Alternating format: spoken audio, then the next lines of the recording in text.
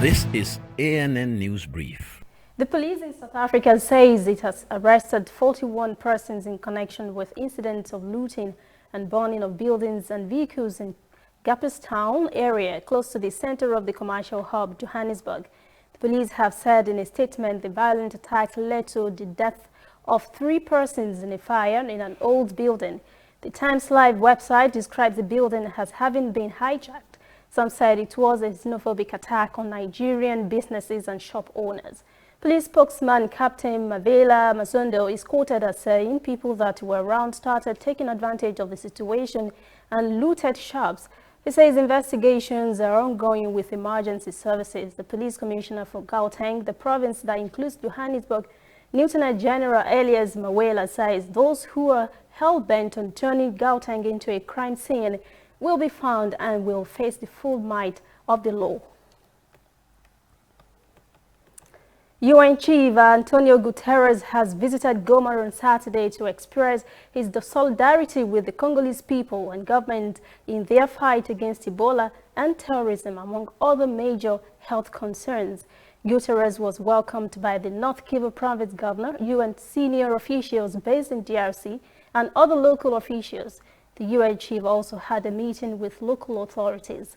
He expressed his solidarity and the UN's commitment to the Congolese people, especially with the people of North Kivu province affected by insecurity and diseases such as measles, malaria, cholera, and now the terrible drama of Ebola. Guterres said the UN is entirely with the Congolese authorities and the Congolese people to try to better respond to all these challenges.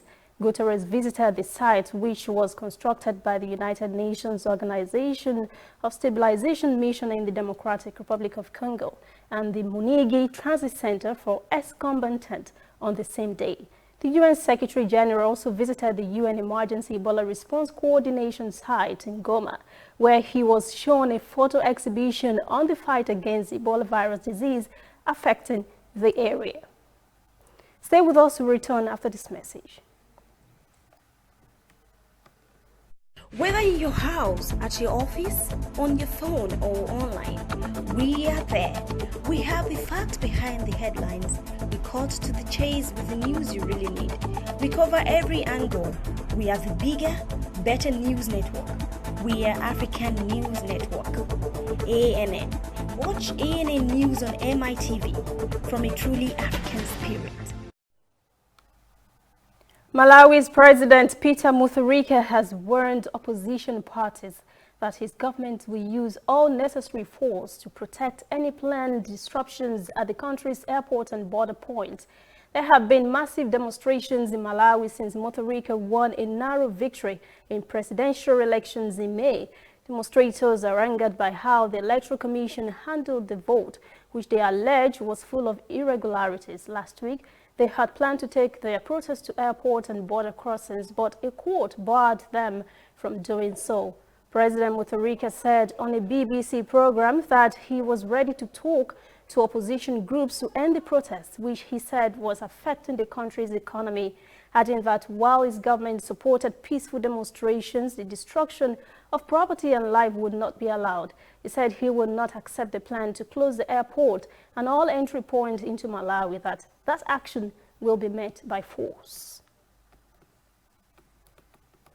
That's ANN News Brief. For details on these and other breaking stories, visit our website, annafrica.news.